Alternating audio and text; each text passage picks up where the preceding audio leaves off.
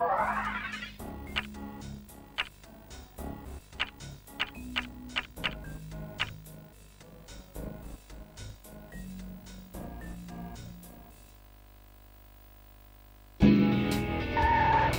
like the smart guard a lot. The who? I like the rodent, the big voodoo rat. For everyone who can't see Andrew, he's a dead ringer for the voodoo rodent. It's a startling resemblance.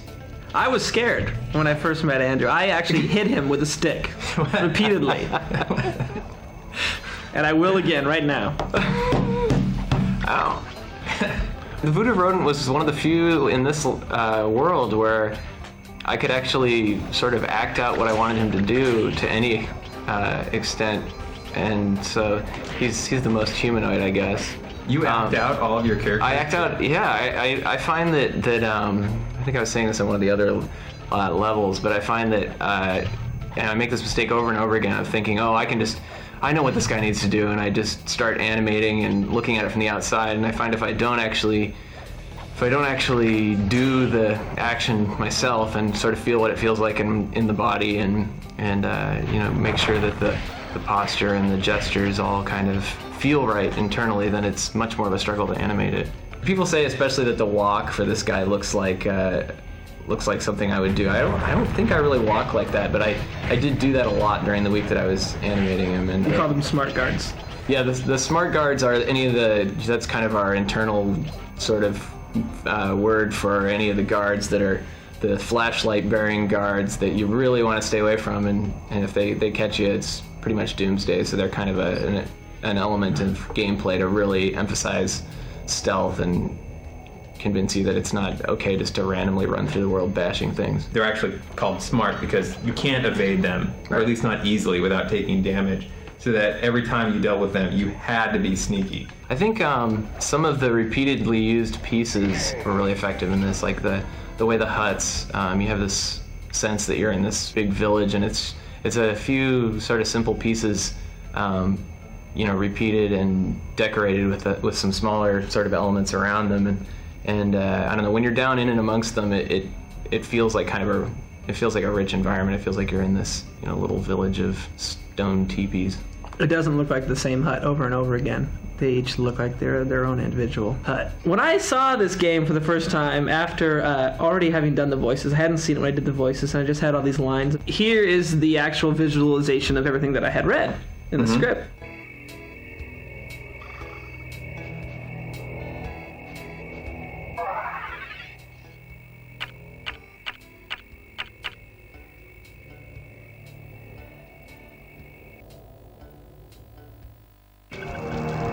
The whole waterfalls of soup with the hands and the bones in it are very much inspired by the scene where they're going into get the room or whatever. There you see this big cauldron of soup that has hands and all this gory stuff in it, and I was like, well, it's nice as in a pot, but as a waterfall, I would like that very much. That really grosses me out.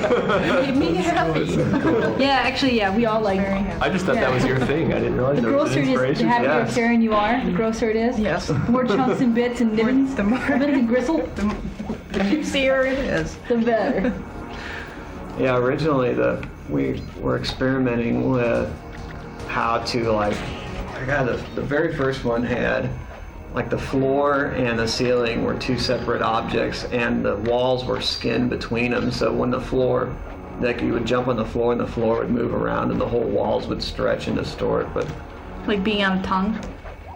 Being on a tongue that's pulling on the cheek or something, right? Yeah. The floor was like a trampoline, and then the entryways would stretch and distort, so the actual doorways would get smaller and bigger. And right. Fitting the number of smart guards in this level that we wanted was pretty difficult, because these were probably the most ambitious smart guards in terms of just the number of animated pieces they had was, I think, more than we tried to put in one before, and so we ended up having to do all this clever stuff to get them all in there and get them animating like we wanted.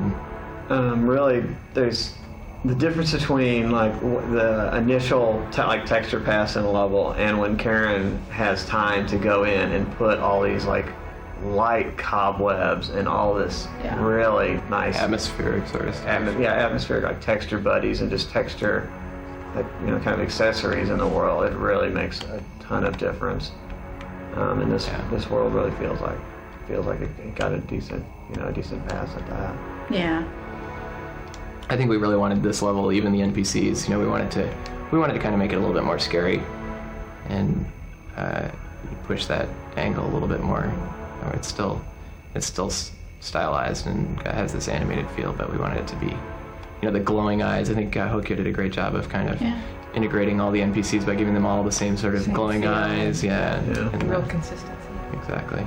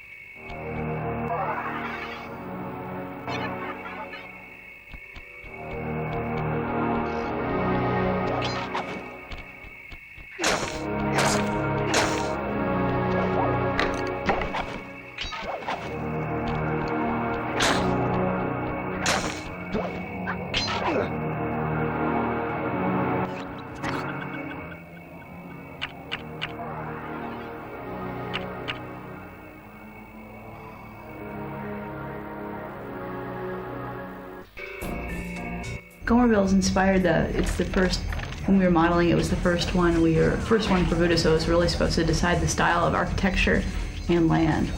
And we spent a lot of time on the trees because we realized it was 1/3 of the whole level. And I worked on the maps inspired by Kay Nielsen's paintings for, well, specifically the 12 Dancing Princesses, old fairy tale from, I think, around the turn of the century. Kay Nielsen was also the person that inspired the scene in Fantasia with the real droopy trees, and it's got a real cathedral-like scene as the people are all moving through the trees with the candles. And it adds to the mysteriousness of this level.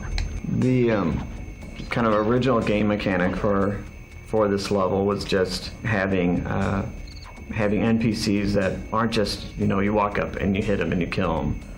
They're NPCs that are getting generated from something. You have to fight them down to get to their source and then take out their source. So that's where it started. And luckily, since we're in Voodoo, having them be ghosts makes a lot more sense than a lot of other NPCs. So once Andrew got in and did the modeling and animation of Travis's design for that round ghost, it really took off, because just having the fingers going while he's kind of chasing after you. I love the ghost in this level. Yeah, and a lot of the great camera angles you see is not by the modeler, it's all by the game designer, and so it's really great to have.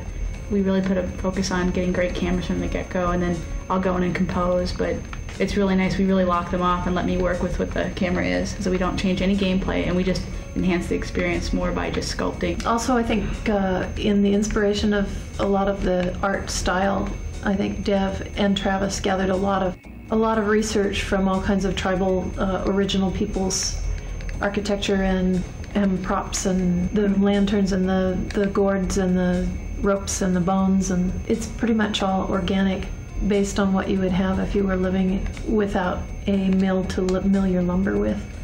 And keeping it all organic is part of the fun of this one. Yeah, we decided to make, instead of making the moss a buddy or having it be just a bitmap, we decided to model and just make it puffy, which made it very toony.